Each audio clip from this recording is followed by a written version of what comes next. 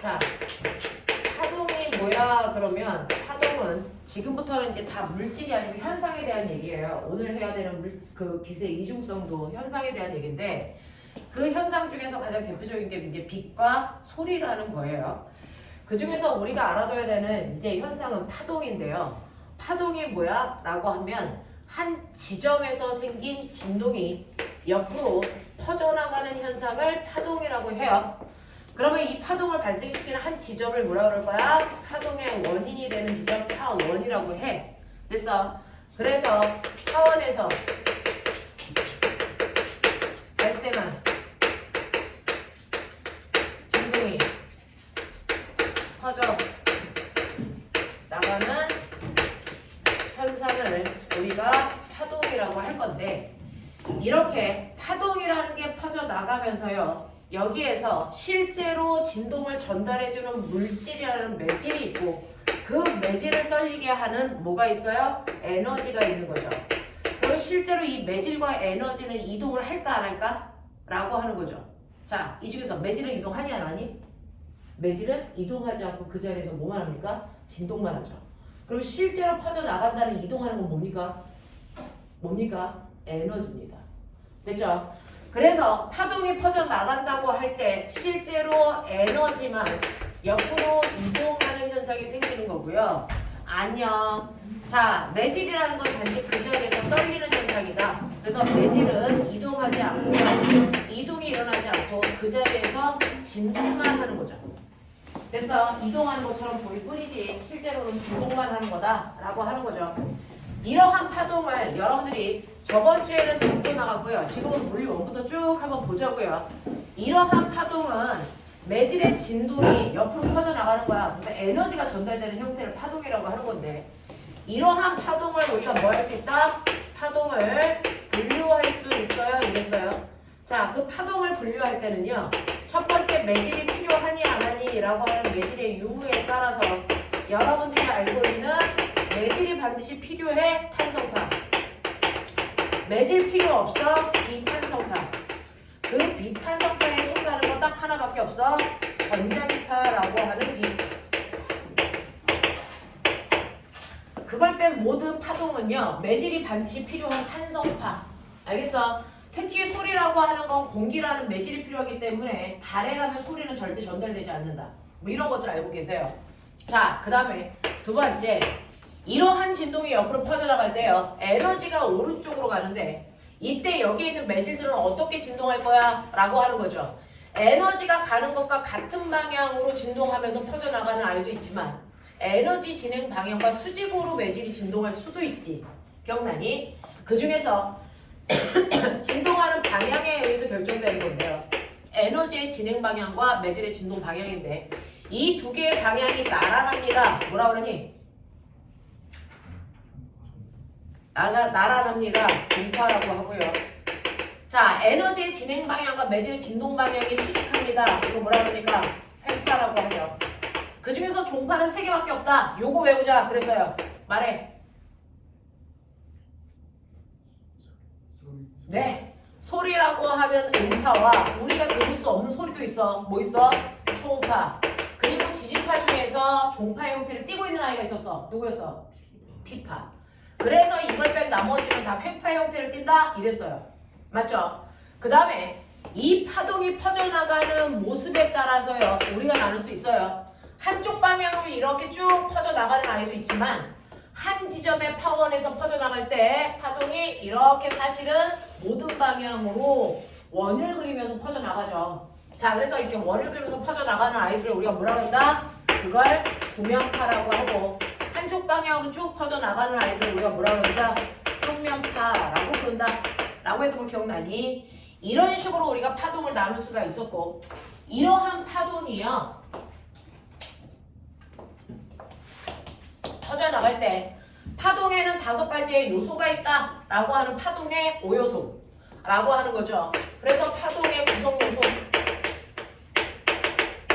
파동을 구성하는 요소들이 있는데 한 지점에서 생긴 파동이 오른쪽으로 진행할 때요 여기에 있는 매질이 수직으로 전달되는 횡파라고 했자 그렇다면 당연히 이렇게 나가겠죠. 그래서 마루하고를 형성하겠죠. 자, 그 중에서 여러분들이 알고 있는 것처럼 마루에서 그 다음 마루까지의 뭘 잴 거니? 저는 거리 잴 거예요. 이거 뭐라 그래? 파장이라고 해. 남다고요. 단위는 미터 사용하셔야죠. 근데 여러분들이 알고 있는 것처럼 마루에서 그 다음 마루가 생길 때까지 걸린 시간을 얘기하고 싶어. 뭐라고 하니? 시간. 그렇죠. 주기라고 하고요. 라지티브 단위는 초죠. 됐어. 그래서 주기라는 건 1회 진동하는 동안에 걸리는 시간의 의미라면 거꾸로요. 1초라는 시간 동안에 진동하는 횟수는 뭐라고 할 거니?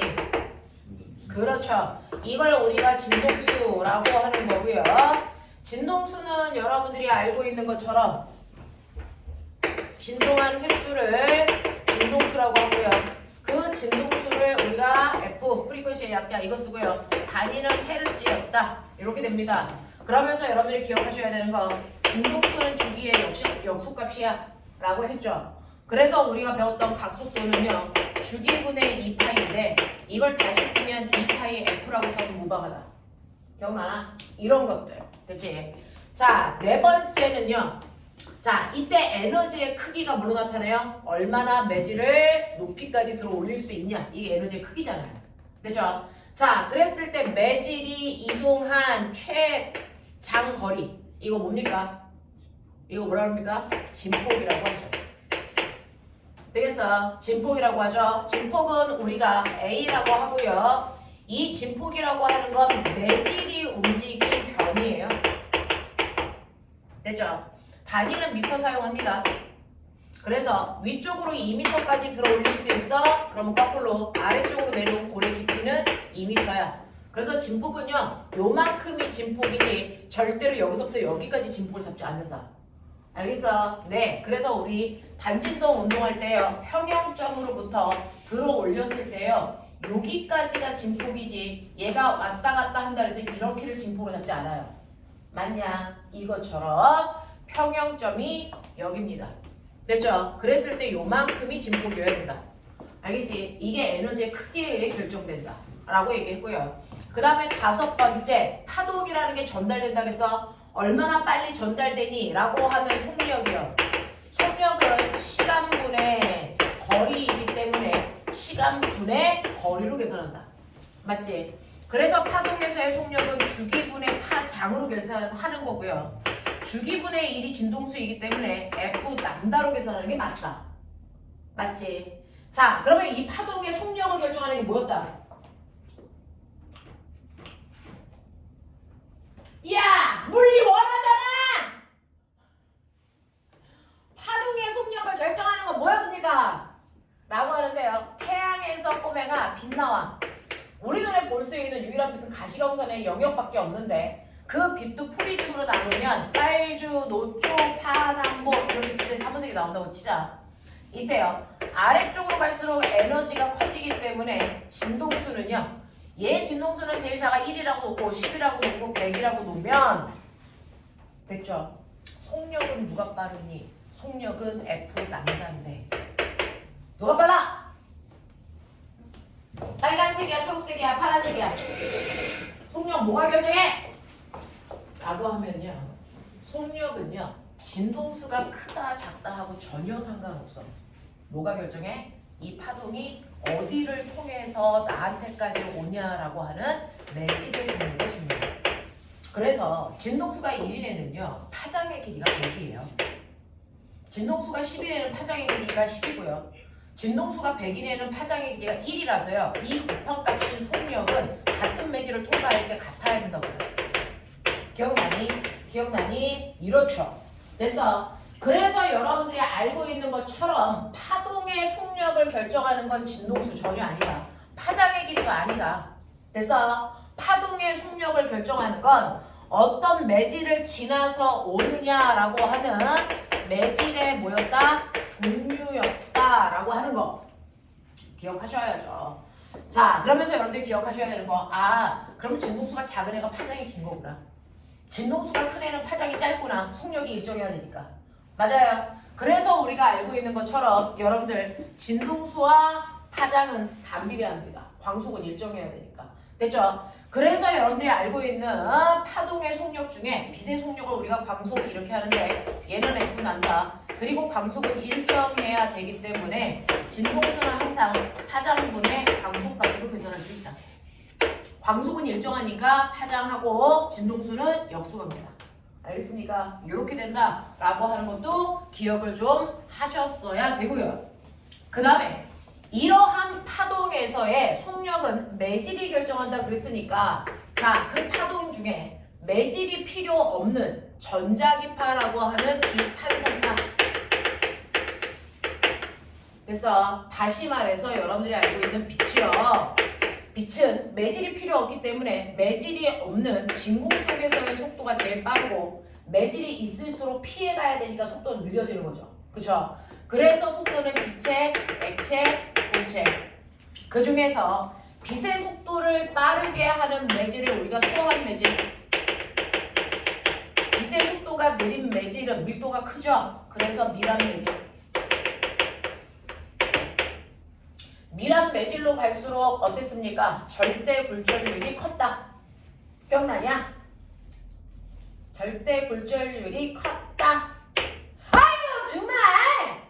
소한 매질일 때 그래서 절대 굴절률은 뭐하다? 작다.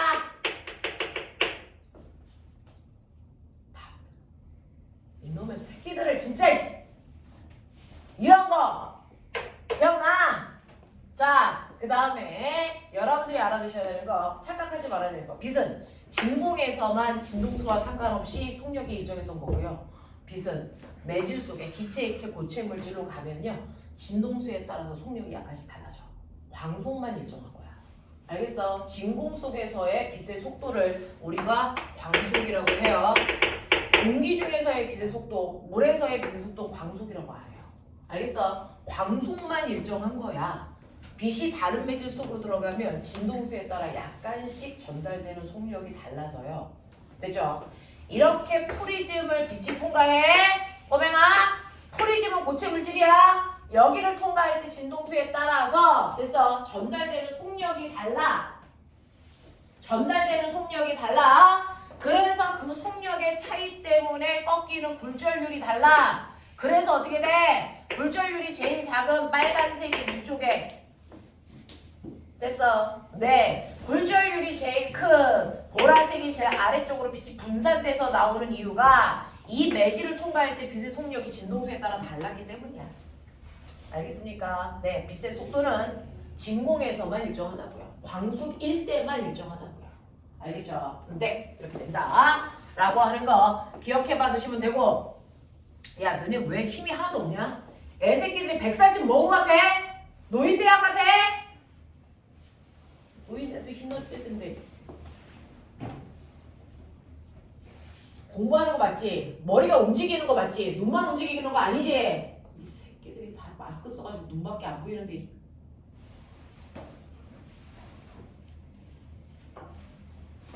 자, 그 다음에요. 이렇게 매질이 필요 없는 빛이라고 하는 건 매질이 없을 때 속력이 제일 빠르고 진공에서의 속력만 광속이라고 하는 거고. 됐죠? 매질이 있어야만 되는 탄성파 있죠?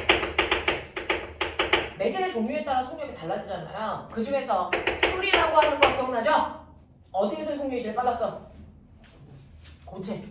고체 매질을 통과할 때 속력이 제일 빠르고 액체고 기체고 진공에서는 아예 전달 안 되고.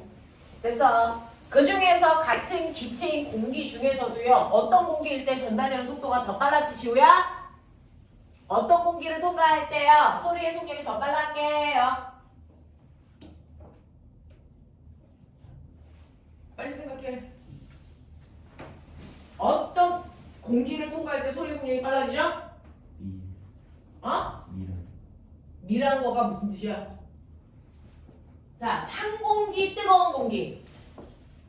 어떤 공기를 통과할 때 소리의 속력이 빨라지죠? 황승현! 어떤 공기? 이 새끼들이 영화관 왔나? 관람이야? 어? 준호! 어떤 공기? 찬 공기요? 뜨거운 공기요? 입자의 운동 속도가 빨라야 빨리빨리 전달해 주는 거예요. 됐어? 그래서 소리는요. 네. 저온 공기를 통과할 때가 찬 공기를 통과할 때보다 소리의 속력이 빨라서 꼬맹아 낱말은 얘기해. 그렇죠. 새가 들어요. 반말은 쥐가 들어요. 왜 그래요? 공기의 속력 차이 때문이죠. 낮에는 꼬맹아 아래가 뜨거워 위가 뜨거워? 햇빛을 받으면 땅바닥이 뜨겁니? 하늘 위가 뜨겁니? 땅바닥이 뜨거워요. 땅에서 열 나오거든요. 됐죠? 그래서 땅바닥에 있는 공기가 40도의 공기, 30도의 공기, 20도의 공기, 10도의 공기 이렇게 되는데 너네가 땅바닥에서 뭐 하고 소리를 이렇게 내잖아요. 그럼 원래는 직진했어야 정답이잖아요. 근데 공기마다의 온도 차이 때문에 직진하지 못하고 속력이 다르니까 꺾인다고요. 굴절해요. 자, 굴절할 때 여러분들이 배운 것처럼 됐죠? 속력이 빠른 쪽에서 느린 쪽으로 꺾여요. 맞죠? 그러니까 빠른 쪽에서 느린 쪽으로 꺾이니까 아래쪽이 더운 공기고 위쪽이 찬 공기니까 찬 공기가 있는 쪽으로 꺾이는 거였죠. 그래서 이렇게 직진한 것보다 위로 뜨니까 새가 듣는다 이렇게 표현하는 거고요. 밤이 되면 온도가 역전되잖아요. 그러니까 이렇게 직진하는 것보다 아래쪽으로 이렇게 휘어서 내려온다고요. 왜? 아래쪽에 찬 공기가 있으니까. 알아들어? 이 새끼들 하나도 못 알아듣는 듯한 이 느낌은 도대체 어디서 나오는 거지? 그래서 내가 이거 써줬지?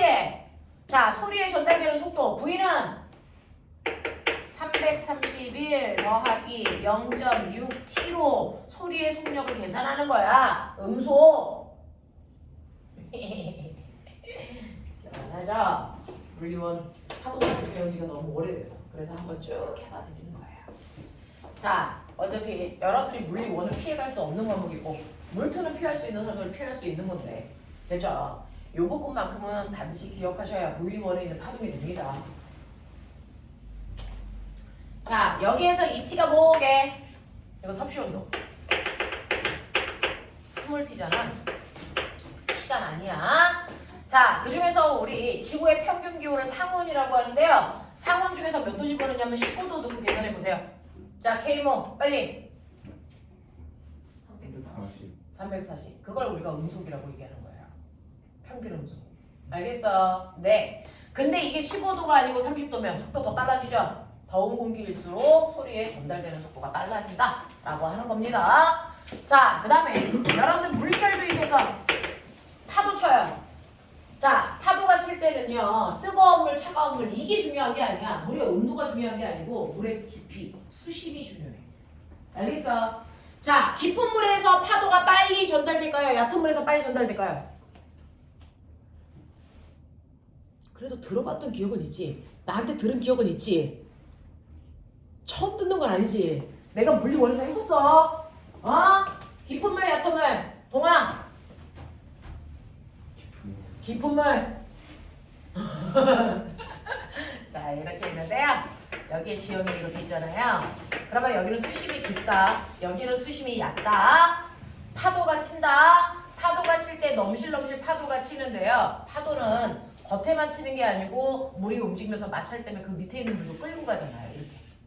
그 밑에 있는 물도 마찰 때문에 끌고 가잖아요.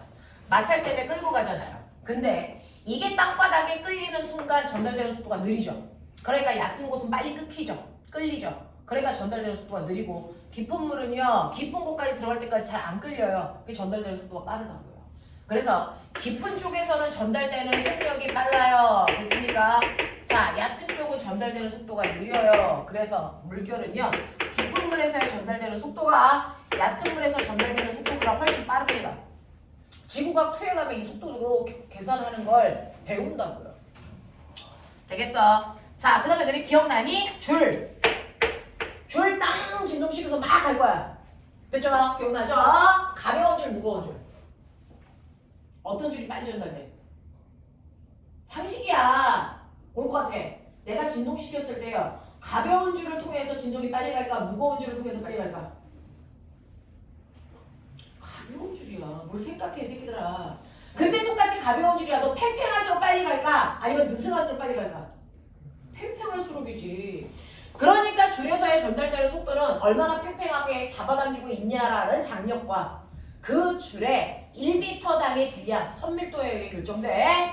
자, 그래서 줄에서 전달되는 속도는 루트 뮤분의 T. 이렇게 봐.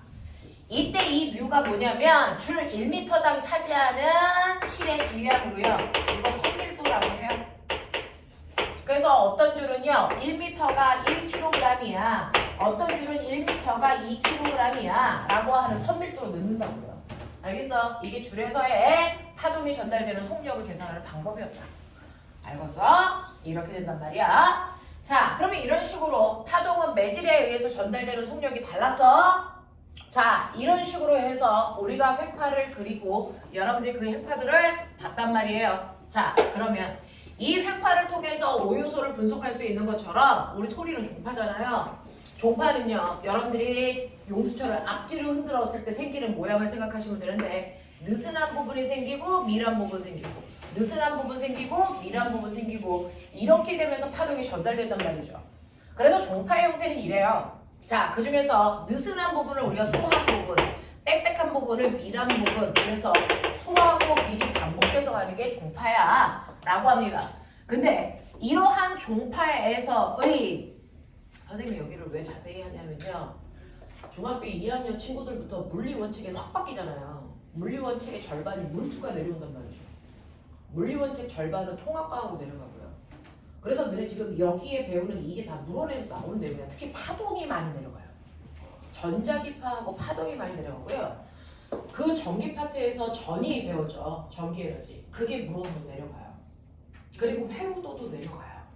그래서 어떤 일이 발생하냐면 지금 중3은 절대로 재수하면 안 되는 학년이에요. 너네 재수하면 교과서가 바뀌어가지고요. 공부 새로 하셔야 돼요. 그래서 중3은 절대 재수하면 안 되는 학년이고요. 중학교 2학년은 황승현! 중학교 2학년 친구들은 지금 배우고 있는 물원, 화원, 요 내용만으로는 원이 안 된다고요. 절반이 다 통합과학으로 내려갔다고요. 선생님 늘 얘기하죠. 통합과학은 물화생지 원의 축약본이야. 물화생지 원을 배우면 통합과학이 다 돼. 왜? 통합과학 내용하고 물화생지 원 내용이 겹치니까. 근데 이제 겹치는 부분들을 다 지워버렸어요. 통합과학과 물화생지 원에 겹치는 부분이 통합과학에만 있어요. 물화생지에서 빠집니다. 그 빠진 자리를 투가 다 내려옵니다. 그래서 특히 물리가 좀 많이 내려갔어요. 왜냐하면 통합과학의 그 절반이 뭐냐면 화학하고 물리였거든요. 절반이 화학하고 물리였어요. 그 중에서 물리 겹치는 부분들이 다 그쪽으로 내려가는 바람에 운동량, 충격량이죠. 등가속도 운동이죠. 중력장 안에서의 운동이죠. 이거 다 통합과학에서 배워요. 물원에서 안 배워요. 물원에서 뭐 배우게? 호물소 운동 배워요. 그리고 전기 에너지. 전이 나오고요. 그 다음에 파동 파트에서 현대물리라서요. 현대물리 파트가 좀 많이 생겼어요. 그래서 이 부분이 좀 강해진다. 힘내서 배워야 돼! 알겠지? 그래서 중학교 2학년 올라가는 친구들부터는 눈에 불을 켜고 되죠? 네, 투에 있는 내용들 와 내가 투 선택 안 하면 안 배울 수도 있는데 라는 생각은 중3 친구들밖에 할 수가 없는 상황. 지금 중2 친구들부터는 여기 있는 내용이 다 물원으로 가서 여러분들이 만날 수밖에 없는 내용이 된다. 그럼 물투 내용에는요? 물투는요, 여러분들 지금 올림 공부하듯이 물투라는 단어가 없어지고요, 과목이 없어지고 역학이라는 과목이 돼요. 그래서 운동 처음부터 끝까지 고물선 운동, 등속 원운동까지 하나의 계통으로 쭉 가면서 올림에서 우리가 했던 계통 있죠? 거기까지가 투 내용으로 되어 있어요. 그래서 물리가 되게 헤비해졌어요. 좋은 점, 생물은 원이 쉬워졌어요. 유전이 빠집니다. 네, 생물은 조금 편안해져요. 대신에 이렇게 물리하고 화학이 좀 많이 헤비해지는데요. 여러분들이 가고 싶은 서울대 있죠? 물리하고 화학 둘 중에 하나는 반드시 시험을 봐야 갈 수 있는 학교예요. 아세요? 서울대를 갈 때는요, 물리하고 화학 중에 한 과목은 반드시 시험을 봐야 된다가 전제 조건이에요. 문과 쪽으로 갈 건 아니잖아요. 이과 쪽으로 가려면 그렇습니다. 물리하고 화학을 반드시 하나를 보셔야 되고, 요즘에 서울대가 바뀌었다 그러죠? 옛날에는 서울대 가려면 무조건 2를 선택해야 돼. 근데 서울대에서 2 안 봐도 돼. 1만 선택해도 서울대에서 뽑아줄게. 그럼 바뀌었어요. 근데 이제 차이점이 뭔지 아세요? 2를 그래도 굳이 보내한테는 가산점을 줘요. 3점하고 5점. 그럼 그 가산점 안 따고 갈 수 있는 방법은 없습니다. 그러니까 결국 선택하는 얘기예요. 1 플러스 2 선택한 애한테는 가산점 3점을 준대요. 3점이나 준대요. 2 플러스 2 선택하는 애는 가산점 5점이나 준답니다. 그러니까 내가 2가 자신이 있으면, 그죠? 2를 반드시 선택하셔야 됩니다. 어차피 점수 1, 2점 차이로 합분이 결정되거든요. 상위권 아이들은. 그러니까 가산점을 받을 수 있으면 받아야죠. 그래서 그렇다고요. 그렇기 때문에 서울대를 가려면 2가 완벽하게 잘 되어 있으시면 좋고요. 그 2가 완벽하게 잘 되어 있으려면 여러분들이 영재고나 과고나 자사 쪽을 가면 2를 2학년 때 하기 때문에 반복할 시간이 많은데 일반고는 2를 나중에 해요. 중3 때, 고3 때. 그래서 반복할 시간이 많지가 않아요. 그래서 일반고에서 서울대를 잘 못 보내는 이유가 커리가 달라서 그래요. 자사나 특목고는 2가 2학년 때 끝납니다. 2가 2학년 때 끝나서 내가 2를 선택해도 공부할 시간이 많아. 3학년에서 복수하면 돼요. 근데 일반고는요 11월 달까지 2를 진도를 나가고 있어요. 그러면 수능을 못 봅니다. 배우고 있는데 어떻게 이렇게 완벽해집니까? 그런 커리로 되어 있어요. 되죠? 네. 그래서 여러분들이 할 수 있으면 무조건 많이 해둬라. 무조건 많이 해둬라. 그죠? 네. 그러니까 지금 이 시간에 멍하고 앉아있으면 안 된다고요. 고등학교 선생님 따로 고등학교에 이미 갔잖아요. 가서 공부 열심히 하고 있고 재수도 하고 있잖아요. 선생님 딸 같은 경우에는요. 고등학교에 딱 올라갔더니 한 주에 해야 되는 수행평가 7과목이야. 매일매일 밤새고 숙제만 해도 시간이 모자란데 언제 수능 공부하겠냐. 할 시간이 없어요. 그래서 재수생들이 상위권 대학을 많이 가는 거야. 학교 숙제 안 해도 되니까. 그 차이가 커요. 괜히. 그러니까 고등학교에 올라가면 새로 공부할 시간은 없다. 그동안 해놓은 공부 됐어. 지식을 그냥 뱉어내는 것밖에 못해요. 가보십시오. 이제 여기 중3들이 있으니까. 가보십시오. 학교 가면 2달에 한 번씩 중간고사 보고 기말고사 보죠. 그리고 나머지 중간고사, 기말고사 안 보는 달에는 모의고사를 봐요. 그리고 수행평가 해내요. 공부 새로 할 시간이 없다고. 공부는 중3 때까지 마무리가 되어 있어야 합니다. 그래서 상위권 아이들은 중3 때까지 얼마나 여러분들이 수학하고 과학을 선행을 잘 해놓느냐. 어차피 이과는 영어는 절대평가라서 차이가 별로 없고요. 국어 같은 경우에는 이과에서 다 비슷하거든요. 그래서 수학하고 과학을 밀 수 있는 한 최대한 밀어두셔야 돼요. 그래서 어린 나이에 K부까지 하시는 게 맞고요. 그 다음에 올림까지 탈 수 있으면 꾸준히 타시는 게 맞습니다. 집에 가서 뽀로로 안 봐도 되고 뽀로로 나중에 대학 가서 봐도 돼요. 그냥 네. 자 이렇게 소한 매질, 밀한 매질 이거 무한 반복되는 게 종파. 근데 이렇게 종파 형태로 그려놓으면요. 파장이 어디까지야? 주기가 어디까지야? 이거는 됐어. 구할 수 있지만 파동의 구조를 정확하게 횡파처럼 분석하는 건 어려워요. 이 5가지 요소가 정확하게 눈에 보이지 않습니다. 특히 진폭이 안 보여요. 됐죠? 그래서 우리는 종파에 해당되는 아이들을 횡파로 바꿔서 그린다. 그래서 여러분들이 중학교 교과서도 보시면요. 소리는 종파지만 소리의 구조를 설명할 때 횡파로 그려놓고 설명했어요. 교과서가 그렇습니다. 그래서 자, 그래서 보시면 이런 식으로 종파를 횡파로 그리셔야 되는데 말씀드렸죠. 이걸 그대로 횡파로 그릴 때요. 여러분들 보시면 여기에 밀하게 모여있는 얘네들은 원래 이 자리가 아니다. 얘는 원래 여기다가 이렇게 밀려온 거다. 플러스 X축 방향. 여기 있는 요 매질은 원래 여기 있었던 아이가 이렇게 밀려온 거다. 마이너스 X축 방향. 됐어? 그래서 밀이 만들어집니다. 또 여기 있던 애 이렇게 갔죠? 플러스 X축 방향. 여기 있던 애 이렇게 온 거죠?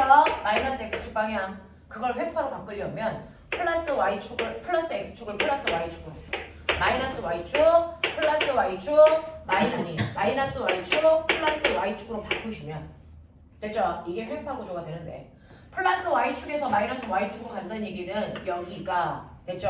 바로 X절편을 지나가는 위치라는 얘기죠. 그래서 여기가 바로 밀입니다. 플러스 Y축에서 마이너스 Y축으로 내려오잖아요. 맞아요. 여기가 바로 밀을 그린 거고요. 그 다음에 여기가 소를 그린 겁니다. 됐죠? 그래서 밀과 소는요. 맨 처음에 아이들이 딱 봤을 때 마치 여기가 밀 같은 느낌, 여기가 소 같은 느낌? 근데 아니라고요. 됐죠? 종파로 횡파로 그렸을 때 여러분들이 보시는 것처럼 밀과 소의 위치는 절편에 있다. X절편에. 알겠습니까? 내려오는 쪽이 밀, 올라가는 쪽이 소. 그럴 수밖에 없어요. 되겠습니까? 이렇게 된다는 거 기억해 두시고 그 다음에 파동에서 맨날 나왔던 게 뭐냐면 횡파를 그려서 이렇게 됐어. 근데 잠시 후에 여기 있는 매질이 뭐 하냐면 내려간대요. 자, 잠시 후에 이 매질 A가 내려간답니다. 아래쪽으로. 그러면 이 파동은 오른쪽으로 가고 있니 왼쪽으로 가고 있니? 이거 물어봐요. 찍었어? 됐냐? 자, 이 파동은 1번 방향으로 가고 있는 거야? 2번 방향으로 가고 있는 거야? 잠시 후에 얘가 내려간대. 어떻게 돼야 돼? 지우야! 잠시 후에 여기 있는 매질이 내려간대.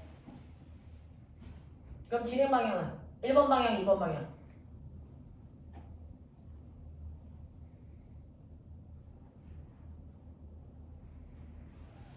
잠시 후면 진행을 할 때 만약에 1번 방향이면 얘가 조금 있다가 이 모습이 앞에서 나타나야죠. 그려보시면 되잖아요. 그러면 이렇게 그리시면 되죠. 맞아? 이런 형태야. 그러면 잠시 후에 A 매질은 뭐하니? 더 올라가죠. 이게 아니라고요. 내려간다고요. 그러면 어떻게 해야 돼? 진행 방향을 어떻게 그리셔야 되니까 얘가 이쪽으로 갔다면 이 모습이 여기서 나타나죠. 여기서부터 그려보세요. 이렇게 그려지죠. 그러면 잠시 후에 A 매질이 내려갈 수밖에 없죠. 이해되니? 그래서 A 매질의 위치가 내려가는 걸로 잠시 후에 바뀐다라고 하면 진행 방향 2번이라는 걸 캐치하고 가셔야죠. 이게 다 수능 문제라고.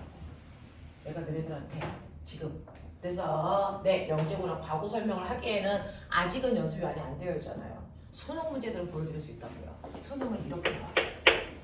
알겠습니까? 종파로 횡파로 바꿀 수 있어야 되고요. 횡파에서 진행 방향이 어떻게 되는지 당연히 5요소를 분석할 수 있어야 되죠. 알겠습니까? 이렇게 됩니다. 되겠죠? 이런 것들 다 해 나갈 수 있으셔야 된다. 이게 파동에서의 기본이었다. 물리 원내용이었다. 되겠니? 자, 이런 식으로 파동에 있다는 거 기억해 주시면 되고요.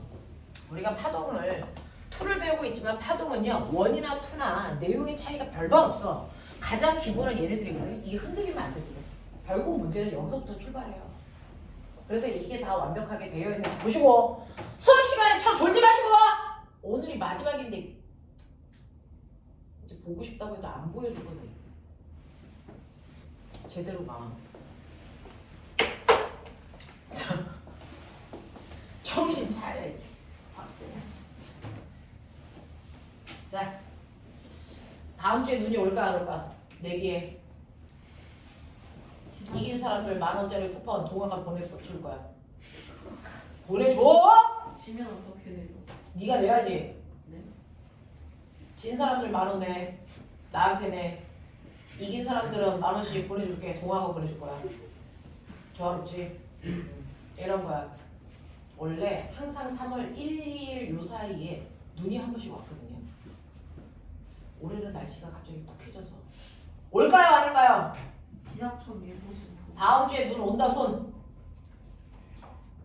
아무도 안 와. 그럼 나 온다 그런다. 너네 다 만약에 다음 주에 오면 나한테 10,000원씩 쏴라.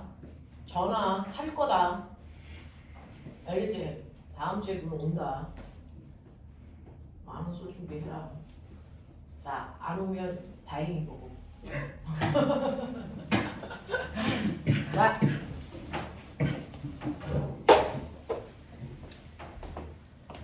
자, 그래서 파동의 5요소 이랬습니다. 자, 그러면서 여러분들이 기억해야 되는 거 파동만이 가지고 있는 파동의 성질들 뭐 이런 것들을 했었단 말이죠. 파동의 성질이 있대요. 그죠? 파동의 성질에 현준아 4가지. 거기 없어 이 새끼야. 무언이잖아. 파동의 성질 4가지. 지우, 너네 진짜 쌍욕한다. 빨리. 파동의 성질 4가지. 연우! 반사, 직진, 불절, 회절. 태인아, 오빠 닮아라. 외우고 있잖아? 자, 보시면 파동의 성질 4가지가 있습니다. 파동의 성질 4가지가 있는데 그 중에서 첫 번째 똑바로 가려는 직진이 있고요. 두 번째 반사가 있고 세 번째 굴절이 있고 여러분들이 오늘 문제 풀어온 해절이 있고요. 뭐 이런 거 있을 수 있어. 됐어.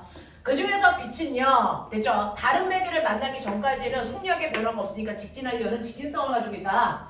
이 직진하려는 성질 때문에 그림자라는 게 생기는 건데 이게 천체에서도 생긴다. 우주에서도. 됐어? 그게 뭡니까? 이렇게 여러분들이 알고 있는 태양이 있어요. 그래서 내가 지구에서 이렇게 보고 있어요. 근데 내 눈앞에 달이 오면 빛이 직진하기 때문에 달을 통과해서 지구에 햇빛이 올 수 있어? 없어? 없어요. 그래서 달 때문에 해가 가려져서 안 보이는 현상 뭐가 생긴 거야? 일식이 생긴 거죠. 그래서 천체에서 생기는 식현상 있잖아요. 일식, 월식. 됐어? 이거 다 빛이 직진하기 때문에 나타나는 현상이야. 빛이 직진하지 않고 빛이 막 꿀렁꿀렁 이렇게 와? 그러면 절대로 달이 있어도 뒤에 있는 햇빛은 보여요. 그럼 태양이 보였어야 정상이잖아요. 안 보이단 말이죠. 식현상이 생기는 이유가 바로 빛이 직진하고 있다는 증거입니다. 됐죠? 네. 자, 그 다음에 여러분들이 알고 있는 이 식현상은 지구과학 시험에서 많이 나옵니다. 특히 영재 기출에서 많이 나오는 거야. 알겠냐? 일식, 월식은 더럽게 많이 나와요.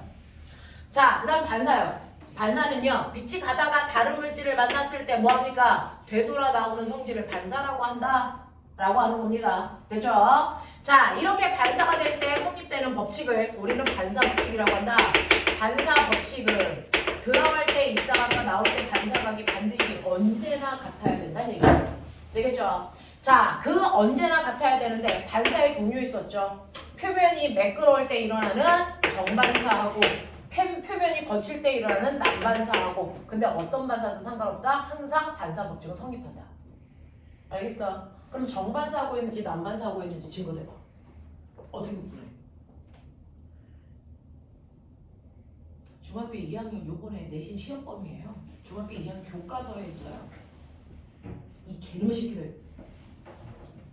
정반사하고 있다는 증거. 야 중3 배운 티네. 너네 배운 지 몇 개월 안 됐잖아. 이거 중학교 2학년 2학기 내용이잖아. 정반사 이거 주지. 선생님 이거 1학년 아니에요? 파동이 2학년이에요? 1학년이에요? 네. 그럼 1학년 너네 배웠네? 얘기해. 정반사 하고 있다는 증거. 정반사 증거. 눈치만 보지 말고 빨리 얘기해.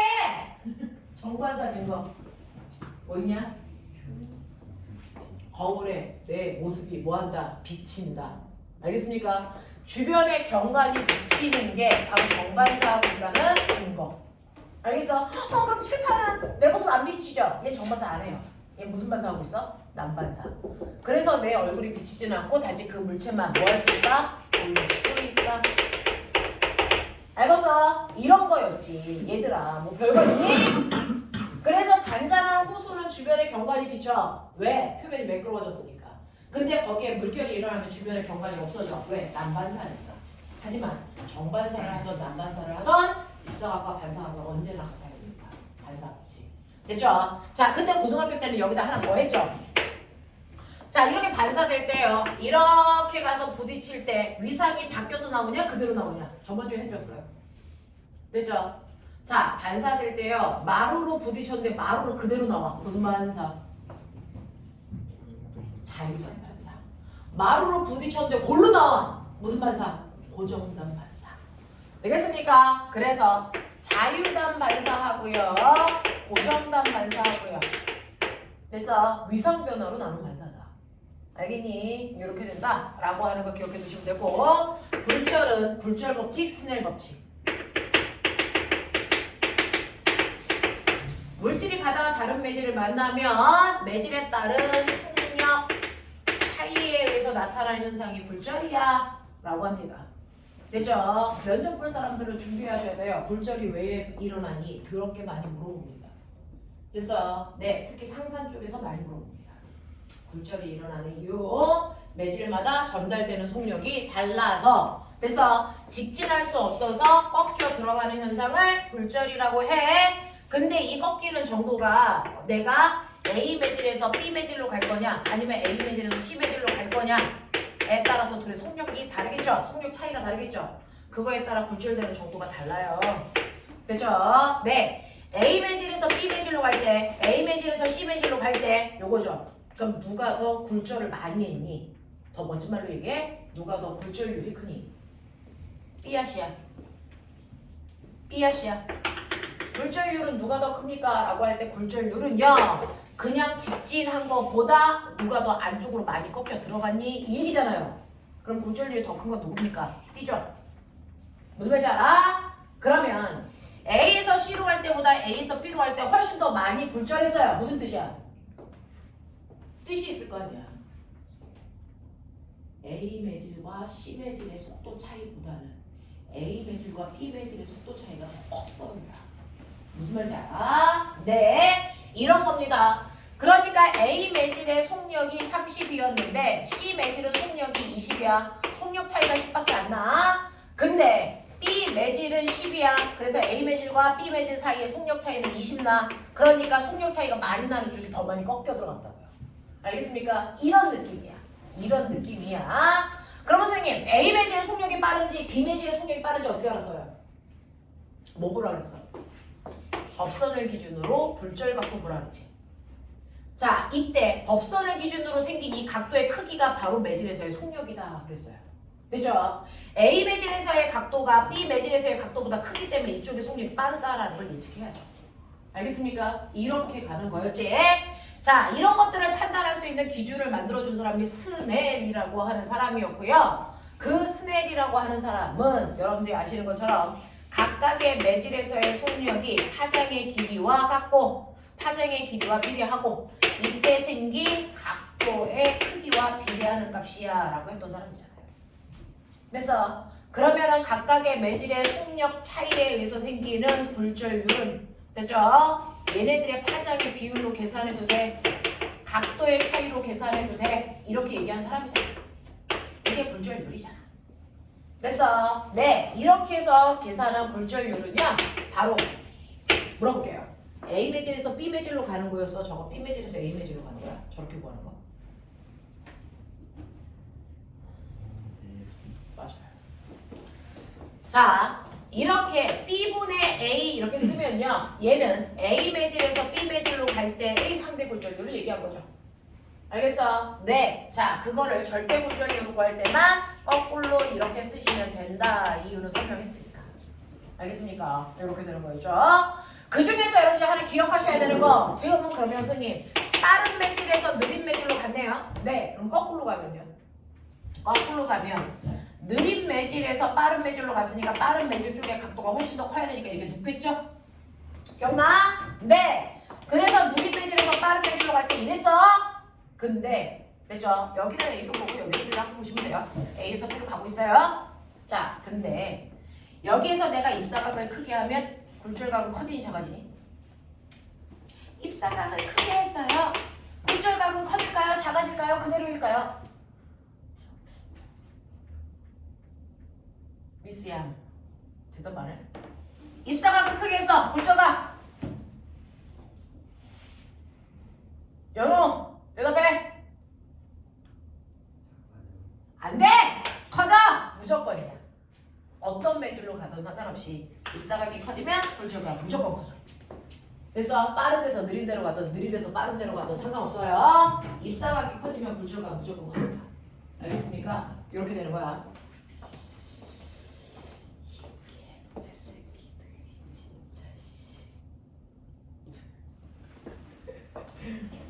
신기하지? 학원에 돈도 내는데 욕도 먹고. 아!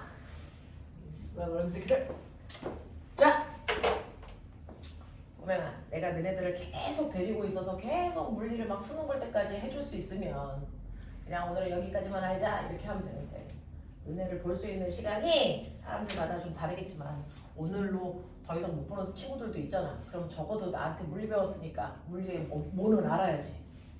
그래서 파동 배웠다고 했는데 이런 거 기억이 안 나면 되겠니? 그래서 네, 자 기본이야. 입사각을 크게 하면 굴절각 커져. 그러면 입사각을 크게 했으니까 굴절각이 더 커져서 수면과 나란해졌다. 맞아? 그래서 굴절 각도를 90도로 만드는 입사각을 뭐지 말? 임계각. 그러면 임계각보다 입사각은 조금이라도 조금만 더 크게 하면 얘 어떻게 된다? 밑으로 들어온다. 이걸 뭐라 그러지?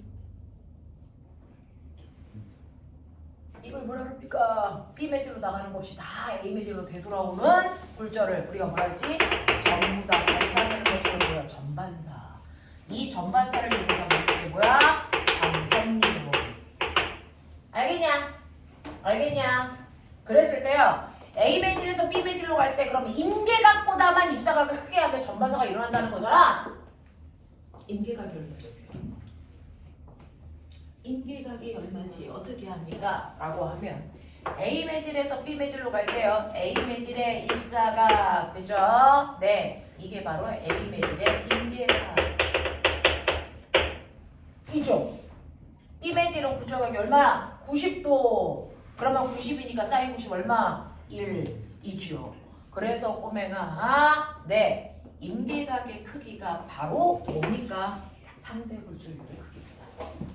여기서 임계각의 크기가 상대 굴절률의 크기거든요. 그래서 상대 굴절률만 알면 임계각이 얼마인지 알겠죠. 그 중에서 임계각이요. 어떤 아이의 임계각은 됐어? 60도래. 어떤 아이의 임계각은 30도래. 그렇다면 어떤 물질로 그 광섬유를 만드는 게 더 좋겠어요? 라고 하면 임계각이 작을수록 광섬유를 만들기가 훨씬 더 편하죠. 됐습니까? 네, 얘는 30도보다만 크기만 하면 다 전반사를 할 거니까. 됐어? 얘는 60도보다 커야 되니까 50도에서 전반사 안 해. 알겠어? 이런 얘기거든요. 됐죠? 그래서 임계각이 작을수록 전반사하기 쉬운 매질이다. 되겠습니까? 네, 그래서 이런 것들을 이용해서 우리가 광섬유를 만든다라고 하는 거죠. 이해되겠어? 이해되겠어? 이런 것들이란 말이야. 이게 바로 스넬 법칙이고 이게 굴절이야. 굴절 때문에 나타나는 현상이 뭐 있습니까? 낱말은 새가 듣고 반말은 쥐가 듣고. 됐어? 네. 그 다음에 여러분들 수영장에 다이빙 하기 전에 딱 보니까 수영장 바닥이 깊어 보이니 얕아 보이니 실제랑 똑같아 보이니? 얕아 보이죠. 됐어? 물속에 있는 바닥이 떠 보이는 현상이 굴절 때문이에요. 알겠어? 그럼 바닥만 떠 보여? 아니, 거기 있는 물고기도 떠 보여. 실제 높이보다. 그러니까 그냥 보이는 대로 찌르면 거기 물고기 없어. 그거보다 더 아래쪽에 물고기가 있는 거야. 알겠어? 이런 것들이죠. 굴절 때문에 나타나는 현상이야. 되겠지? 자, 이렇게 되는 거고요. 자, 그런가 하면 여러분들이 배웠던 회절이라고 하는 거 같은 매질에서 방해물을 만났을 때 꺾여서 됐어? 피해 가려는 성질이다. 됐죠? 꺾여서 휘어서 가려는 성질인데요. 얘는 방해물의 간격이 뭐할수록 이 간격이 좁을수록 회절 잘 일어나. 여기를 통과하는 파동의 파장의 길이가 길수록 회절이 잘 일어나. 뭐 이거고요. 그래서 이 회절이 일어나는 현상을 이용한 게 토마스 영의 이중 슬릿 실험. 이중 슬릿 실험. 그래서 요 간격으로 빛이 통과해요. 그럼 통과하는 순간 얘가 이렇게 휘어서 가려고 해요. 자, 여기를 통과하는 순간 휘어서 가요. 그래서 서로 다른 파동이 두 개가 만들어지는 효과. 그래서 두 개의 파동이 만나면서 서로 그래서 영향을 주고받는 파동의 간섭이 일어난다. 그 간섭 때문에 기억해봐. 자, 빛, 소리, 물결. 얘네들의 보강 간섭이 일어날 때 어떤 모습이야? 얘네들이 상세 간섭이 일어날 때 어떤 모습으로 나타나? 요건 기억해야죠. 자, 빛은요. 마루가 만난 보강이던 골골이 만나서 만든 보강이던 상관이 없어. 보강인 그 지점이 더 밝게 보여. 상세인 부분은 더 어둡게 보여. 근데 물결이 달라. 물결이 달라. 자, 소리 같은 경우에는요. 똑같이 마루마루 보강이든 골골 보강이든 보강이 일어나는 부분은 소리가 더 크게 들려. 왜? 소리의 크기를 결정하는 게 진폭이니까. 됐죠? 자, 상세 간섭이 일어나는 부분의 소리는 더 작게 들려. 근데 물결은요.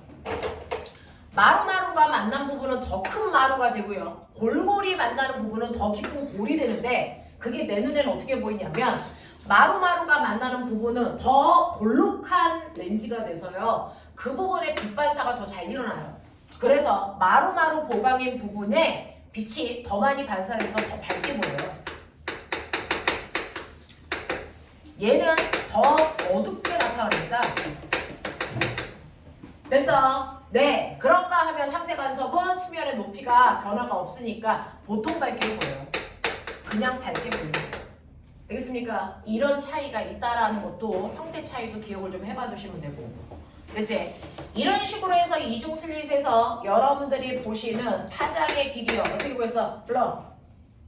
남자는 L분의 dx. 맞아요? 이렇게 구했던 거 기억나죠? 됐죠? 네. 이렇게 됩니다. 자, 근데 그 중에서 자, 이 네 가지 성질 중에서요. 위에 있는 세 가지는 입자들도 만들 수 있는 성질. 그래서 파동만 만들 수 있는 고유한 성질은 회절이었다. 그래서 우리 토마스 영이라는 사람이 빛의 회절을 이용한 간섭 실험을 했다.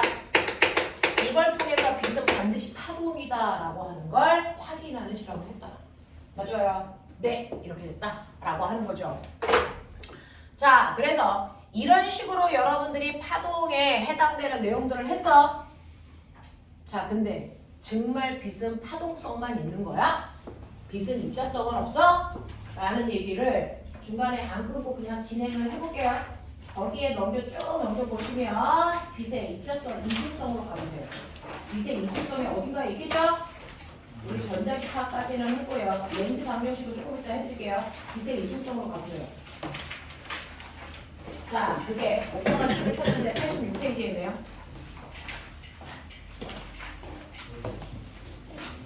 네.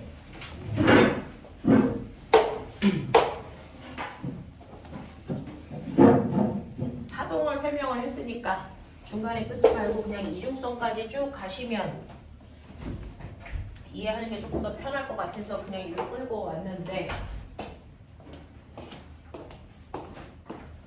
자, 그렇다면 여러분들이 알고 있는 빛이라는 거예요. 자, 빛이라고 하는 건 사실은 파동이냐 입자냐 둘 중에 하나의 성질만 가져야 된다라고 생각했던 게 근대 과학이에요. 근대 과학은 A 아니면 B야 라고 생각하는 거였어요.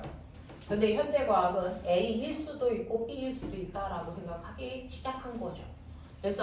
그래서 빛이 옛날에는 얘가 입자냐 파동이냐에 대해서 대단히 논란이 분분했었는데, 그랬다가 맨 처음에 뉴턴은 빛이 입자야라고 얘기했다가 토마스 영에 의해서 빛은 입자가 아니고 파동이다라고 하는 게 간섭 실험을 통해서 확인이 된 거예요. 간섭 실험을 통해서 됐죠? 빛이 파동이라는 걸 증명하게 됐죠. 자, 그랬다가 아인슈타인에 의해서 다시 빛이 입자야라고 하는 게 실험이 됩니다. 이걸 실험한 게 바로 광전 효과라는 거예요.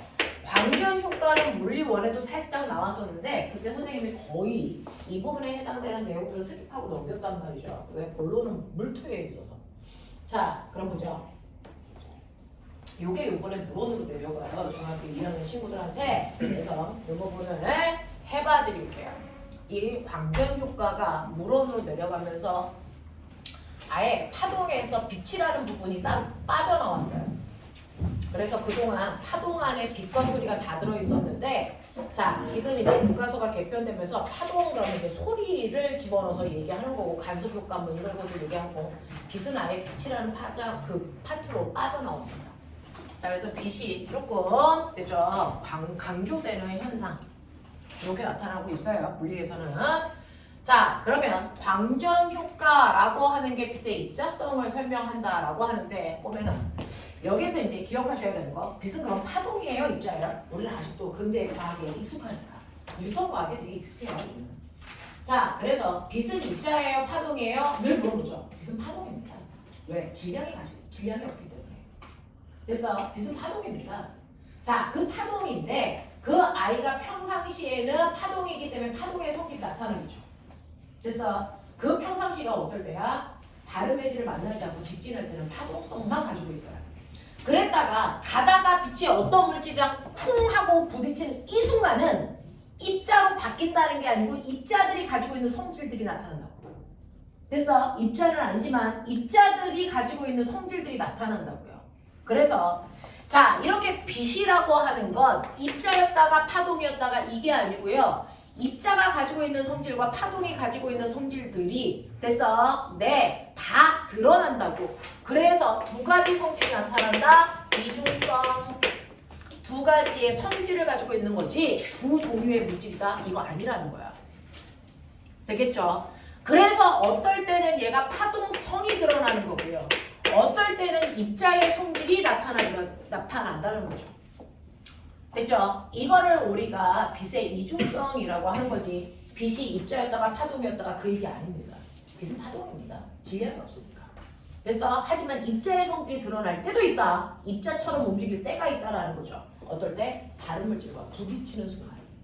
그래서 다른 물질과 부딪히는 순간에는 얘는 입자의 성질을 띠게 돼 라고 하는 겁니다. 자, 그래서 우리 현대물질 읽건 보면 됐어? 빛이 누군가에 의해서 관찰될 때 입자의 성질이 드러나 이렇게 얘기합니다. 관찰될 때라는 의미는 뭡니까? 누군가와 부딪힐 때라는 겁니다. 됐어? 네. 자, 그래서 뭔가와 부딪힐 때는 입자성이 드러나는 건데 자, 그러면 빛이 파동성일 때와 입자성일 때 뭐가 다른데? 라고 하는 걸 좀 기억하셔야 되는데 빛이 보면은 파동일 때는요. 자, 빛이 가지고 있는 성질 자체가 있어요. 빛은 뭐가 있냐면 여러분이 알고 있는 것처럼 빛은 색깔이라는 걸 띠고 있고요. 그리고 빛의 밝기라는 게 있단 말이죠. 이걸 세기라고 표현해요. 자, 빛은 밝기와 세기로 구분합니다. 자, 그러면 이때 빛의 색깔을 결정하는 건 뭡니까? 라고 하는 겁니다. 빛의 색깔을 결정하는 건 얘가 빛이 파동이라면 빛의 색깔은 진동수에 의해서 결정돼요. 됐어? 그래서 진동수가 1인 빛도 있고 진동수가 10인 빛도 있고 진동수가 100인 빛도 있는데 우리 눈에서는요. 진동수의 크기를 색깔로 환산해서 보여주는 시각세포가 있단 말이죠. 그래서 진동수가 작으면 빨간색으로 우리 눈은 그래서 환산해서 보여줍니다. 그래서 선생님이 입은 옷이 빨갛게 보이죠? 그래서 얘는 진동수가 작은 빛이 반사돼서 여러분들이 빨갛다라고 인지할 수 있게 된 거예요. 되겠니? 자, 그런가 하면 진동수가 10인에는 초록색 빛으로 진동수가 100인에는 파란색 빛으로 보이게끔 우리 눈에서 시각세포가 조절해 주는 거야. 그래서 진동수에 따라서 우리 눈은 색깔로 표현된다라는 겁니다. 됐죠? 자, 그 다음에 이러한 빛에 그 빛이 가지고 있는 에너지의 크기 그래서 네, 그 세기에 따라서 우리는 밝기가 결정된다는 거죠. 그러면 이 밝기를 결정하는 건 파동의 5요소 중에 뭡니까? 빛은 파동이니까. 그 중에서 색깔은 진동수에 의해 결정당한다면 빛의 밝기는 됐죠? 현준아 뭐였지? 눈부셔! 너무 흐려! 뭐 이런 거. 파동의 5요소 중에 뭐가 결정할까?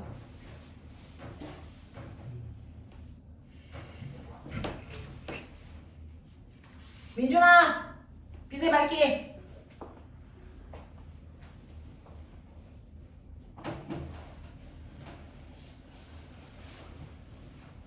요하나! 빛의 밝기!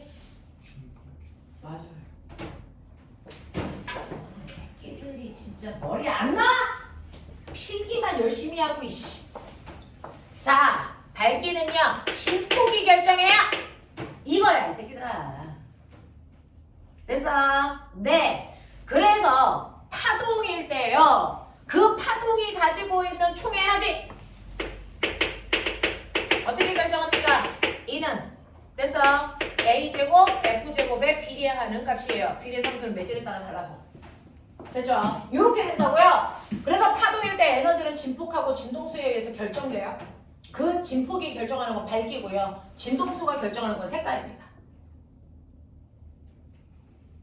되겠어?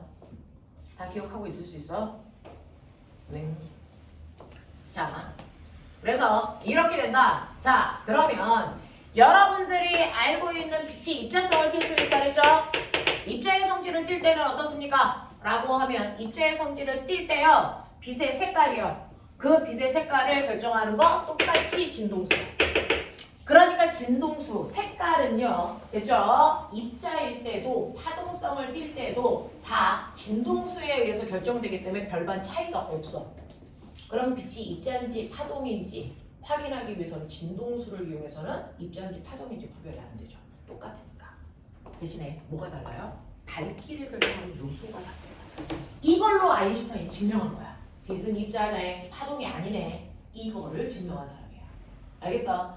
자, 빛의 밝기를 결정하는 건 진폭이 아닙니다. 입자일 때는. 됐어? 입자성을 띌 때는 바로 입자수예요. 빛이 입자성을 띌 때는요. 됐어? 빛도 입자가 있다라고 우리가 환사 안에서 기억해야 되는데 빛의 입자를 뭐라 그럽니까? 광자. 빛의 입자 줄임말 광자. 알겠습니까? 그래서 광자수가 빛의 밝기를 결정합니다. 진폭하고 무관합니다. 그러니 실제로 빛이 파동인지 입자인지를 확인할 때 진폭을 변화시켰어. 근데 입자수는 그대로야. 이럴 수 있잖아요. 됐어? 이렇게 만들어요. 그랬을 때 실제로 얘는 밝기가 변해 안 변해? 입자일 때는요. 입자수는 그대로인데 진폭만 크게 한다고 밝기 변하지 않겠죠. 알겠습니까? 이걸로 확인하는 거야. 그걸 광전효과에서 했다고. 그래서 입자라고 입증을 했다고. 알겠어? 이 얘기가 되는 거야. 그래서 이 밝기를 결정하는 건 입자의 개념에서는 빛의 입자수다. 광자수다. 알겠습니까? 네, 이런 것들입니다. 자, 그랬을 때 이 빛이 입자성을 띌 때 에너지는 어떻게 계산합니까? 에너지는요. HF예요. 그러니까 진폭하고 무관해요. 진폭하고 무관하고요. 진동수에 의해서만 결정돼요. H는 플랑크 상수라는 상수값이에요. 됐죠? H는 상수고 얘는 진동수니까. 자, 빛이 입자일 때는 에너지의 크기를 결정하는 건 진동수 하나다. 됐어? 진동수만 에너지의 크기를 변화시킬 수 있다.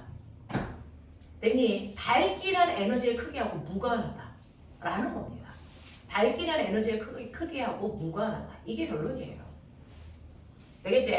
자, 그래서 파동일 때와 입자일 때 밝기를 결정하는 인자들을 다르게 보고, 자, 그거에 따라 에너지의 크기를 결정하는 게 다르다. 자, 파동일 때는 에너지의 크기를 결정하는 건 진동수와 진폭이고, 입자일 때는 단지 진동수에 의해서만 에너지의 크기가 결정된다. 입자수는 상관이 없다. 알겠습니까? 그러니까 밝기를 조절해도 에너지는 변하지 않는다. 이 뜻이라고요. 되겠어? 자, 이렇게 됩니다. 자, 그랬을 때 너네가 알고 있는 것처럼요.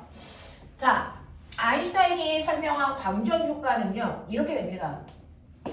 실제로 금속한테요. 자유롭게 움직일 수 있는 자유전자들이 있어. 자유전자들이 이렇게 막 밖으로 나오고 싶은데 못 나오는 이유가 있죠. 이유가 뭡니까? 원자 핵에 있는 양성자가 전자를 잡아당기는 뭐가 생겨요?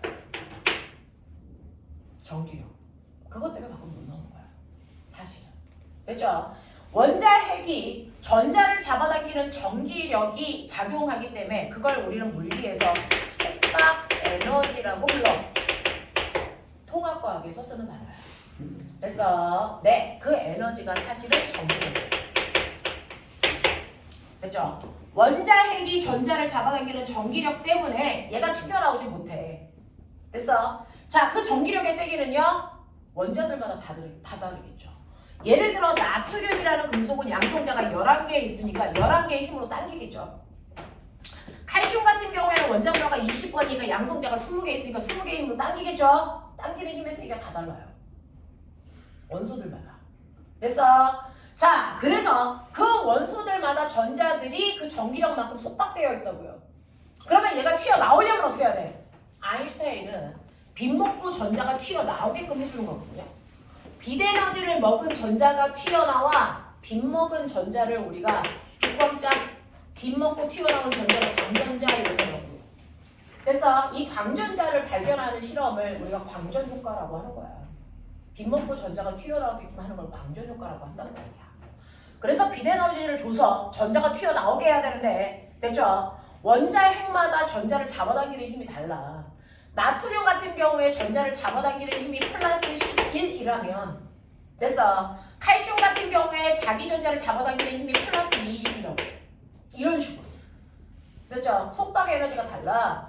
그러니까 여기를 튀어나오게 하려면 나트륨은 적어도 11보다 큰 에너지를 줘야 얘가 이걸 끊고 튕겨 나오죠. 칼슘은 20보다 큰 에너지를 줘야 이걸 끊고 튕겨 나오죠. 납득이 되니? 납득이 되니? 네. 그러면 각각의 원소 안에 있는 전자들이 속박 에너지 끊고 튀어나오기 위해서 필요한 최소한의 에너지 값이 다 다르다는 얘기죠. 자, 이걸 끊고 튀어나오기 위한 최소한의 에너지. 멋진 말. 멋진 말. 양수. 워킹 포션. 됐어. 라고 해요. 됐죠? 각각의 원소 속에 있는 전자들이 속박 에너지를 끊고 밖으로 튕겨나오기 위해서 필요한 최소한의 에너지를 이함수라고 합니다. 됐죠? 자, 그래서 아인슈타인은요, 적어도 각각의 금속에서 전자들이 튀어나오기 위해서는 최소한의 필요한 에너지인 이함수보다 더 큰 에너지를 줘야 된다. 그 더 큰 에너지를 누구를 통해서 줄 겁니까? 자, 빛을 이용해서 줄 거예요. 근데 빛이요, 이렇게 원소와 부딪히는 순간에 입자성으로 바뀐다 했잖아요. 그러면 에너지를 가지고 오는 비입자가 있다는 얘기죠. 그 비입자를 뭐라 그런다? 광자. 그럼 내가 여기서 형광등에서 막 빛을 쏴요. 그러면 억만 개의 광자가 튕겨 나오고 있는 거야. 됐어?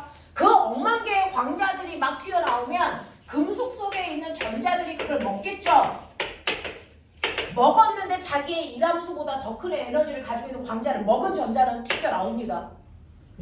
맞아. 근데 자기의 일함수보다 적은 에너지를 가지고 있는 광자를 먹은 전자는 못 튀어나옵니다. 그러면 광자를 여러 개 먹으면 되잖아요. 절대 안 됩니다. 여러분들이 알고 있는 것처럼 전자 하나는 광자 하나밖에 못 먹어요. 1대1 대응이에요. 그래서 1대1 대응이기 때문에 하나의 광자를 먹고 일함수보다 에너지가 커야만 밖으로 튀겨 나올 수 있다. 알겠습니까? 그러면 광자 하나가 가지고 있는 에너지 어떻게 구해? 이렇게 구해. 맞냐? 광자 하나가 가지고 있는 에너지를 먹었어. 됐니? 자, 그 중에서 일부는 자기가 튀어나올 때 필요한 에너지만큼의 일함수를 써. 예를 들어서 내가 광자 중에서 A라는 광자를 먹었어. 근데 A라는 광자가 가지고 있는 에너지가 얼마냐? 100이야. 근데 나의 일함수가 얼마냐면 20이야. 그럼 먹고도 에너지가 남죠. 그럼 어떡합니까? 먹고 나서 남은 에너지는 튀어나온 전자의 운동 에너지가 돼서 그걸 가지고 나와서 전자들이 막 움직입니다. 됐죠? 근데 내가 먹은 광자가 에너지를 10 가지고 있는데 나의 일함수가 20이야. 이 새끼 못 튀어나와요. 알겠습니까? 이렇게 된다고요. 이렇게 된다고요. 되겠죠? 자, 그러면 선생님, 제가요 여기에 있는 금속들이 가지고 있는 일함수를 알고 있거든요. 그 중에서 여러분들이 알고 있는 나트륨 같은 경우에 일함수가 20이라고 하시죠. 나트륨에 있는 금속의 일함수가요, 됐죠? 20이라고 할게요.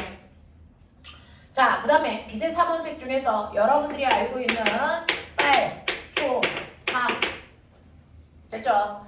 얘네들의 진동수를 얼마라고 할까요? 1이라고 할까요? 얘 진동수요. 얼마라고 할까요? 20이라고 할까요? 얘 진동수요. 얼마? 100이라고 할까요? 뭐 이런 느낌. 자, 그러면 얘네들이 가지고 있는 에너지 값은 얼마입니까? 이거는 플랑크 상수에다 진동수를 곱하는 건데 우리는 간단하게요. 플랑크 상수 그냥 1로 보죠. 그러면 빨간색 빛을 가지고 있는 광자 하나의 에너지는 1이라는 얘기죠. 됐죠? 초록색 빛의 광자 하나가 가지고 있는 에너지는 20으로 보는 게 맞겠죠? 파란색 빛이 가지고 있는 에너지 값은 100으로 보는 게 맞다고요. 그러니까 여러분들이요, 지금 여기에 금속의 전자들이 드글드글해. 일함수 20만 주면 얘 튀어나올 심상이야. 근데 내가 여기서 빨간 빛을 쏘는 거죠. 이런 식으로 빨간 빛을 쏘는 순간 여기에 있는 모든 광자들은요, 됐죠? 광자들은 지금 각각의 광자들이 에너지 얼마 가지고 나오냐면 1이라는 에너지를 가지고 오고 있다. 광자 수백 개가, 수억 개가 각각 1이라는 에너지를 가지고 막 금속한테 온다고요. 그러면 여기 있는 전자는 그 빨간 광자 하나를 먹어요. 근데 에너지가 1 있어요.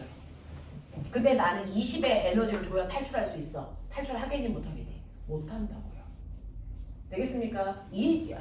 그래서 빨간 빛을 줬더니요, 빨간 빛은요 에너지가 여러분들이 알고 있는 것처럼 빨간 빛은 에너지가 1이기 때문에 자, 일함수가 20일 때는 광전 효과가 나타나지 않아. 이거예요. 그럼 빨간 빛인데 지금 내가 준 게 됐죠? 네, 밝기가 혹시 너무 작아서 아니야? 파동이라면 빛이 파동이라면 밝기를 더 밝게 해도 에너지는 커져. 진폭이 커지니까. 그걸 해본 거야.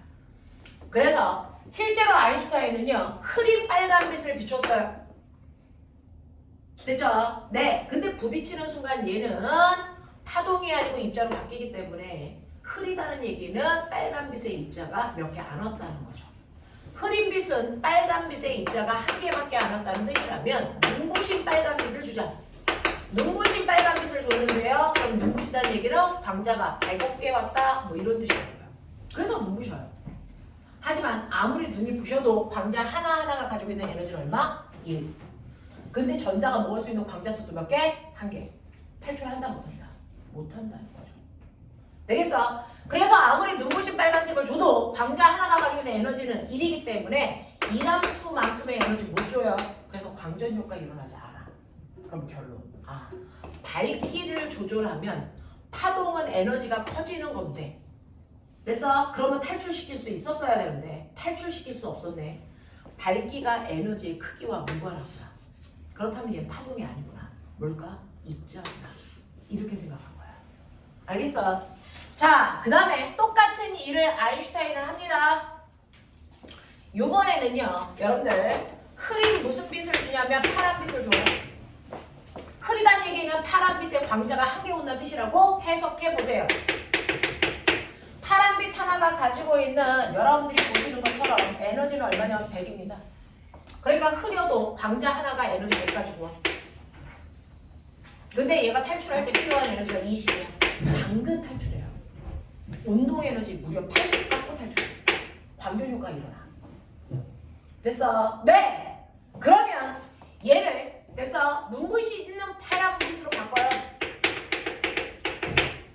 그러면 이때는 광자가 100개쯤 온다고 생각해 보시면 각각의 파란빛은 에너지를 100 가지고 오는데 100 가지고 오는 광자가 100억 개야.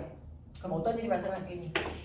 100억 개의 광자는 전자가 100억 개가 먹어. 100억 개의 전자가 먹을 수 있어요.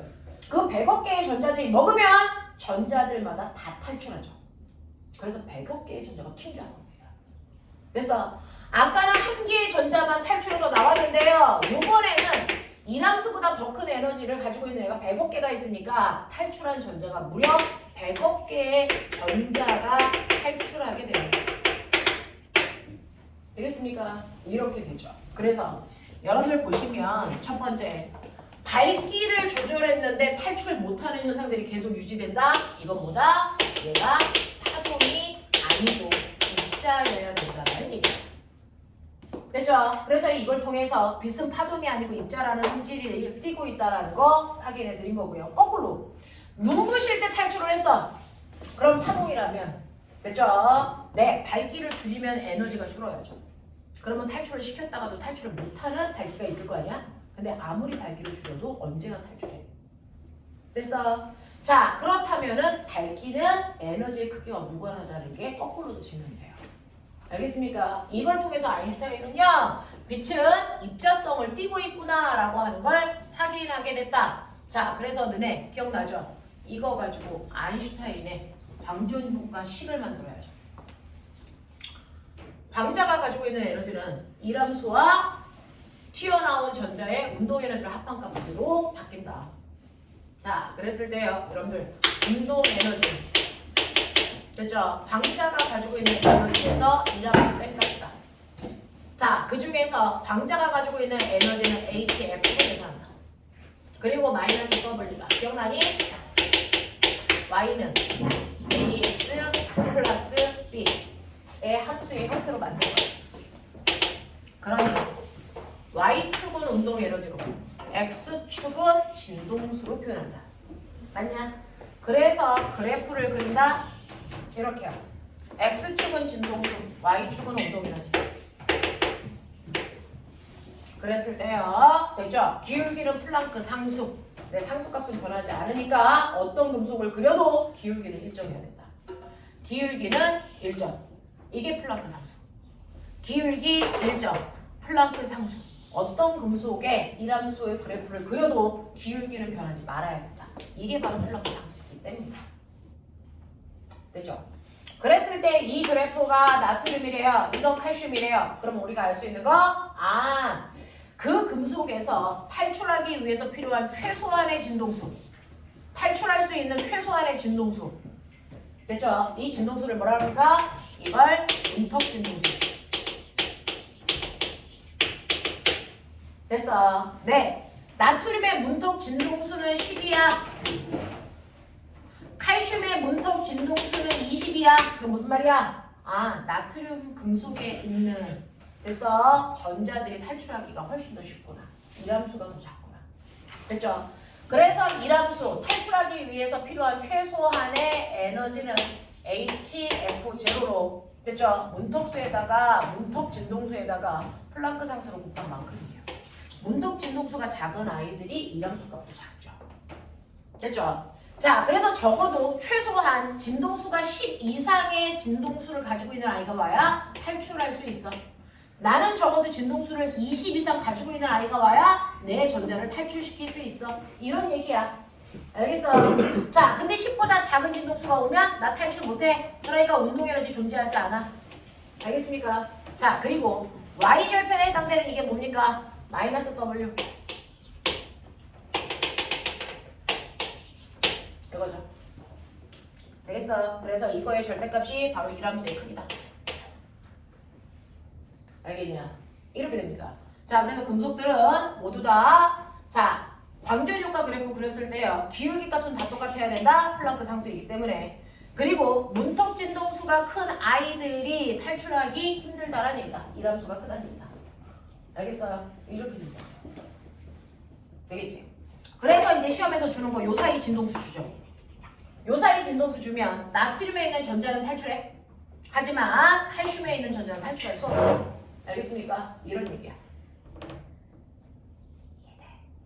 납득이 되냐? 오케이. 조금 더 해도 돼? 아니면 끊어야 돼?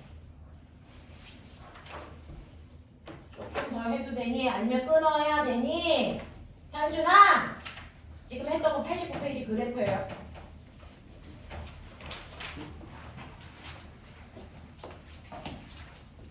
자, 요것만 하고 끊어드릴게요. 자, 그럼 보세요. 실제로 여기에 금속이 있어. 빛을 씌워서 여기에 있는 전자를 탈출시킬 거야. 그 탈출한 전자를 여기 있는 금속판이 받을 거야. 됐어? 네. 그래서 여기에 있는 전자들이 움직이면서 꼬마 전구에 불 켜서 됐죠? 전자가 오고 있는지 확인할 거고 전자가 얼마나 많이 오고 있는지는 전류량을 측정할 거야. 이 얘기야. 이런 일들을 하는 거야. 알겠어? 자, 이렇게 연결을 해. 그래서 아인슈타인이 엄청나게 센 빛을 비추겠죠? 한 번은 빨간빛, 한 번은 초록빛, 한 번은 파란빛 이렇게 비춥니다. 그럼 지금 저 궁금한 게 있어요. 자, 빨간빛보다 초록빛이 진동수가 커서 에너지가 커요. 초록빛보다 파란색 빛이 진동수가 커서 에너지가 큰 빛이에요. 그거 어떻게 확인해요? 라고 한다면 여러분 생각해보세요. 내가 빨간빛에 해당되는 빛을 주면 에너지가 작은 광자가 올 거야. 초록빛을 주면 에너지를 좀 많이 가지고 있는 광자가 올 거야. 파란빛을 주면 좀 더 큰 많은 에너지를 가지고 있는 아이가 올 거야. 하지만 같은 금속에 쏘이면 그 에너지를 먹고 탈출하기 위해서 필요한 최소한의 에너지인 그래서 이람수의 값은 똑같겠죠. 그러면 그만큼을 쓰고 나머지가 뭘로 나와? 전자가 가지고 있는 운동 에너지로 나올 거야. 물론 빨간빛을 쏘이면 전자는 나오지 않아. 초록빛을 쏘이면 운동 에너지 10 가지고 있는 전자가 튀어나올 거고 파란빛을 먹은 전자들은 운동 에너지 90 가지고 나올 거니까 됐죠? 초록빛과 파란빛 중에 누가 더 에너지가 큰지는 튀어나온 전자의 운동 에너지의 크기 비교하면 된다. 맞아? 그러면 운동 에너지의 크기 어떻게 비교할 건데? 그거 비교하는 방법. 됐죠? 자, 이 전자가요. 여기서 여기로 건너올 때 운동 에너지를 위해서 튕겨 나오는 거죠. 됐죠? 그러면 얼마나 센 운동 에너지를 가지고 있는지는 됐어? 네. 여기에서 여기로 건너가는 됐어? 그 힘의 크기를 측정하면 되는데 그럼 어떻게 측정해? 역방향 건전지를 걸어. 전압을 걸어. 자, 원래는 정방향을 걸면 어떻게 해야 되냐면 전자가 여기서 여기로 잘 튀어오게 밀어줘야 돼. 그러려면 여기를 전자를 밀어줘야 되니까 이쪽에 마이너스를 걸어야 되고 이쪽에 플러스를 걸어야죠. 됐죠? 그래서 건전지를 이렇게 걸면 전자들이 잘 튀어와. 혹시나 힘이 모자라서 여기까지밖에 못 오는 애도 얘가 당겨서 여기 오게끔 해줘. 알겠어? 네. 그래서 실제로 정방향의 전압을 걸어주면 전자들을 많이 받겠다는 의도인데 아인슈타인은 성격이 나빠서 이걸 거꾸로 건다고요. 역방향 전압을 건다고요.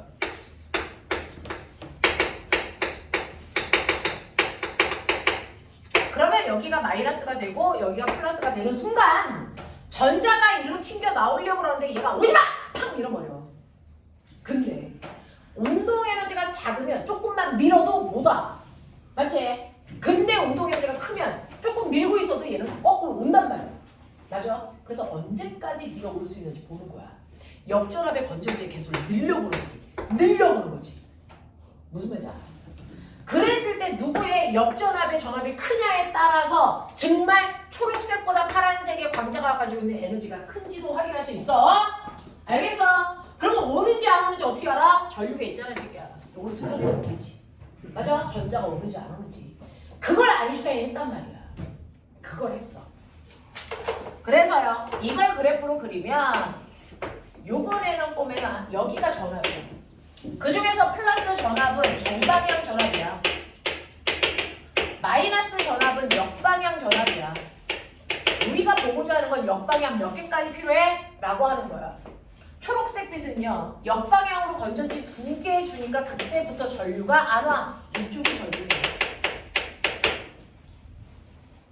되겠어? 2개 줄 때부터 전압이 안 와. 전자가 안 와. 이게 정지전압이겠죠. 그래서 그래프가 이렇게 그려져요.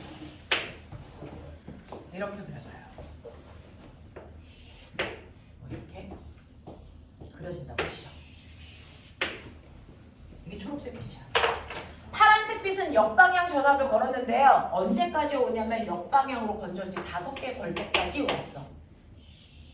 이런 식으로. 되겠어? 그렇다면 역방향 전압이 큰 빛이 훨씬 더 됐어. 에너지를 많이 가지고 있었다. 그래서 전자한테 운동 에너지 크게 줬다. 이 뜻이거든요. 그래서 초록색 빛보다 파란색 빛이 훨씬 더 에너지가 크다라는 건 이걸로 확인하시면 돼요. 되겠어? 자, 그랬을 때요. 여러분들 이 그래프가 있는데 이 그래프가 어디에 있는 거냐면 88페이지 그래프거든요. 88페이지 그래프거든요. 그래서 초록색 빛, 파란색 빛 이렇게 그렸다고 치자. 근데 파란색 빛도 이런 빛이 있죠.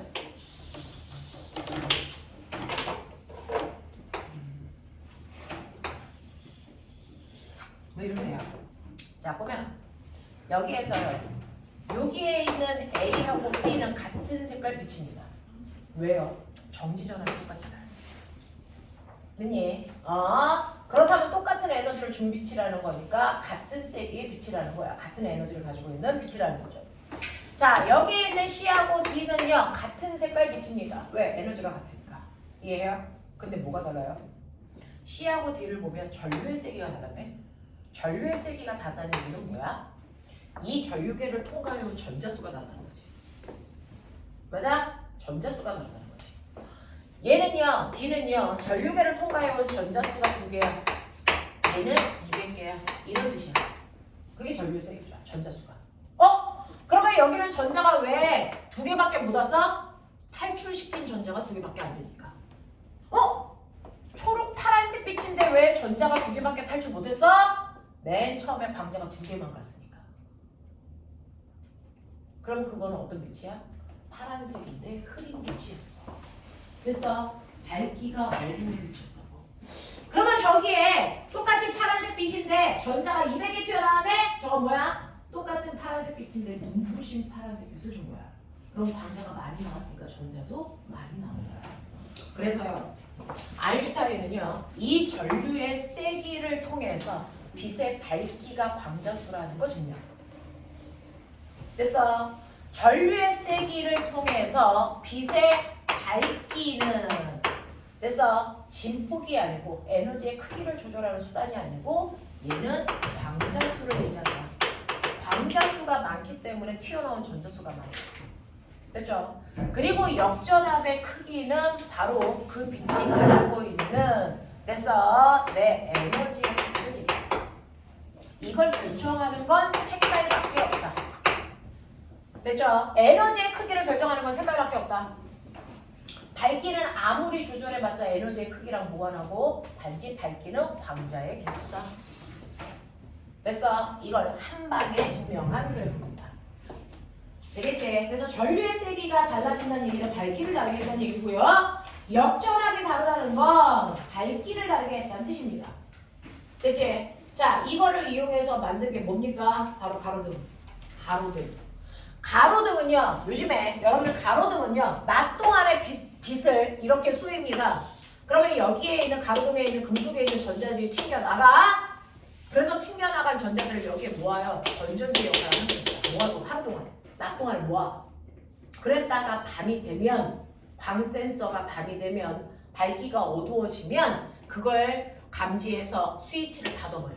그러면 여기 있는 전자들이 확 지나가면서 여기 있는 꼬마적으로 불 켜. 되겠어? 이게 가로등 구조야. 그래서 현재 가로등은요, 발전소에서 전기 에너지를 사용하지 않고요, 스스로 낮 동안에 광전 효과를 이용해서 전기를 충전해놔. 그랬다가 밤이 되면 자기가 그걸 쓰는 거야. 알겠어? 요즘 가로등은 이렇게 광전 효과를 이용해서 사용합니다. 이해돼? 이해되겠어? 네. 그 다음에 태양전지요. 동아, 왜 오늘 이렇게 힘이 하나도 없지? 물 먹은 솜 같은데? 왜 그래? 여자친구랑 헤어졌어?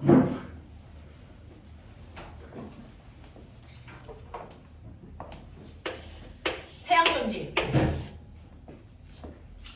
태양전지라고 하는 게 전기 에너지를 만드는 장치잖아요. 실제로 전기 에너지를 우리가 발전소에서 만들잖아요. 그래서 발전소에서 전기 에너지를 만들 때 사용하는 원리는 뭐예요? 전자기 유도. 그래서 그 전자기 유도를 이용했기 때문에 무조건 무슨 전류가 만들어져? 교류전류. 됐니? 교류전류가 아니고 직류전류를 만드는 유일한 아이가 뭡니까? 태양전지. 태양전지는요, 전자기 유도를 이용하지 않아요. 광전 효과를 이용합니다. 되겠어? 그래서 이렇게 반도체 두 개를 연결해놔. 이게 태양광 전지판이야. 됐죠? 여기에는 N형 반도체, 여기에는 P형 반도체 이렇게 놔요. 그럼 어떤 일이 발생을 하냐면, 현준아, 요것만 한번 끊어줄 테니까 눈 좀. 됐죠? 성거 떠봐. P형 반도체에는 양공들이 드글드글, N형 반도체에는 자유전자가 드글드글. 기억나? 근데 전자는 마이너스 전기를 띠고 양공은 플러스 전기를 띠기 때문에 이 둘이 서로 잡아당기는 전기력이 생겨. 야, 여기서 봐봐. 호러물이야. 애들이 눈동자가 흰자밖에 없어. 이 새끼들이 밤에 나 악몽 꾸겠다. 어? 눈 색깔 관리 제대로 안 해? 자, 끊어줄게요. 10분만 끊어줄게요. 와!